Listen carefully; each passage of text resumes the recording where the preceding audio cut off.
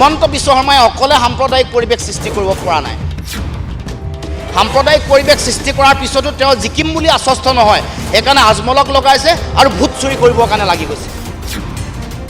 নাগৰিকৰ গণতান্ত্ৰিক অধিকাৰ চুৰ কৰিবলৈ হিমন্ত বিশ্ব শৰ্মাই উঠি পৰি লাগিছে। বাহিৰৰ পৰা হাজাৰ হাজাৰ লাখ লাখ বিহাৰ উত্তৰ প্ৰদেশৰ মানুহ আনি নাম ভৰাই দিব আৰু ইয়াত থকা আমাৰ থলুৱা মানুহৰ যিসকলে বিজেপিক ভোট নিদিয়ে তেওঁলোকৰ মানুহ হাজাৰ হাজাৰ নাম কাটি দিব।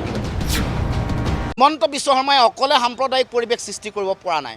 সাম্প্ৰদায়িক পৰিৱেশ সৃষ্টি কৰাৰ পিছতো তেওঁ জিকিম বুলি আশ্বস্ত নহয়, সেইকাৰণে আজমলক লগাইছে আৰু ভোট চুৰি কৰিবৰ কাৰণে লাগি গৈছে।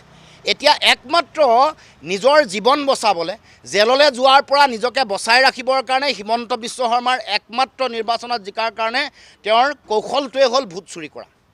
ভোট যেনে তেনে ভোট চুৰি নহয়, নাগৰিকৰ গণতান্ত্ৰিক অধিকাৰ চুৰ কৰিবলৈ হিমন্ত বিশ্ব শৰ্মাই উঠি পৰি লাগিছে। বাহিৰৰ পৰা হাজাৰ হাজাৰ লাখ লাখ বিহাৰ উত্তৰ প্ৰদেশৰ মানুহ আনি নাম ভৰাই দিব আৰু ইয়াত থকা আমাৰ থলুৱা মানুহৰ যিসকলে বিজেপিক ভোট নিদিয়ে তেওঁলোকৰ মানুহ হাজাৰ হাজাৰ নাম কাটি দিব।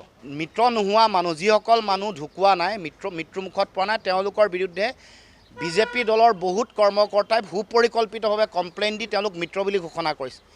জীয়াই থকা মানুহে আমি মৃত নহয় বুলি আহি আন্দোলন কৰিব লগা হৈছে।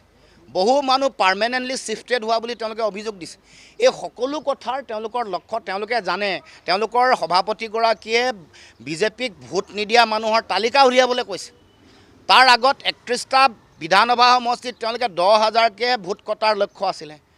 যিদিনাখন তেওঁলোকৰ সভাপতিগৰাকীয়ে লিষ্ট প্ৰস্তুত কৰিব কৈছে তেতিয়া আৰু 29টা বিধানসভা সমষ্টিত যোগ দি লৈছে। সৰ্বমুঠ 60টা বিধানসভা সমষ্টিত 5,000ৰ পৰা 10,000কৈ বেছি ভোট কটাৰ তেওঁলোকৰ লক্ষ্য। সংবিধানে কৈছে যে বিদেশীসকলৰ নাম মানে ভোটাৰ তালিকাৰ পৰা কৰ্তন কৰিব লাগে আৰু বিদেশী চিনাক্তকৰণ কৰিবৰ কাৰণে ৰাষ্ট্ৰীয় নাগৰিকপঞ্জী উন্নীতকৰণ কৰিব লাগে। এইটো হ'ল মৌলিক কথা, এইটো সাংবিধানিক কথা, গণতান্ত্ৰিক কথা, বিজ্ঞানসন্মত কথা। গতিকে বিজেপি চৰকাৰে বা হিমন্ত বিশ্ব শৰ্মাই তেওঁলোকে বিদেশীৰ নাম না চিনাক্তকৰণ কৰিব পাৰিছে, না কাটিব পাৰিছে, না ৰাষ্ট্ৰীয় নাগৰিকপঞ্জী উন্নীতকৰণ কৰিব পাৰিছে, না তেওঁলোকে অসম চুক্তিৰ 6 নম্বৰ দফা কাৰ্যকৰী কৰিব পাৰিছে।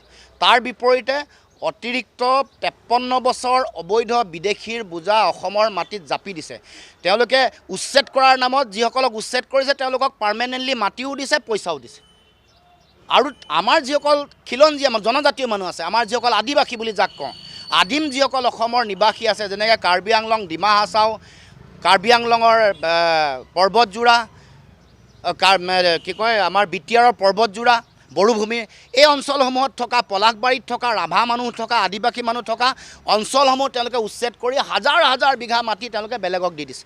তাৰ পৰা আমাৰ জনজাতীয় মানুহ যিসকল আদিবাসী আমাৰ সেইসকলক উচ্ছেদ কৰিছে, সেইসকলক তেওঁলোকৰ মানে ভৱিষ্যতটো ধ্বংস কৰি দিছে। তাৰ বিপৰীতে কিন্তু আমি দেখিছোঁ যে এই যে গৰুখুটিৰ পৰা উচ্ছেদ কৰিলে, এই বেলেগ বেলেগ অঞ্চলৰ পৰা উচ্ছেদ কৰিছে, তেওঁলোকক কিন্তু পাৰ্মানেণ্টলি মাটি দিছে। সেইসকলক বিদেশী বুলি মুখ্যমন্ত্ৰীয়ে কৈছে।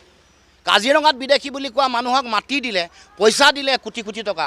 এইটো তেওঁলোকৰ বিদেশীৰ ৰক্ষণাবেক্ষণৰ তেওঁলোকৰ নীতি। হিমন্ত বিশ্ব শৰ্মা অসমৰ ৰাজনৈতিক ইতিহাসত আটাইতকৈ ডাঙৰ বিদেশী ৰক্ষক আৰু তেওঁৰ কামে প্ৰমাণ কৰিছে। কাহ জাপি দি 53 বছৰ বিদেশী বোজা জাপি দিয়া কথাটোৱে অসমৰ 1 নম্বৰ বিদেশী ৰক্ষক হ'ল হিমন্ত বিশ্ব শৰ্মা।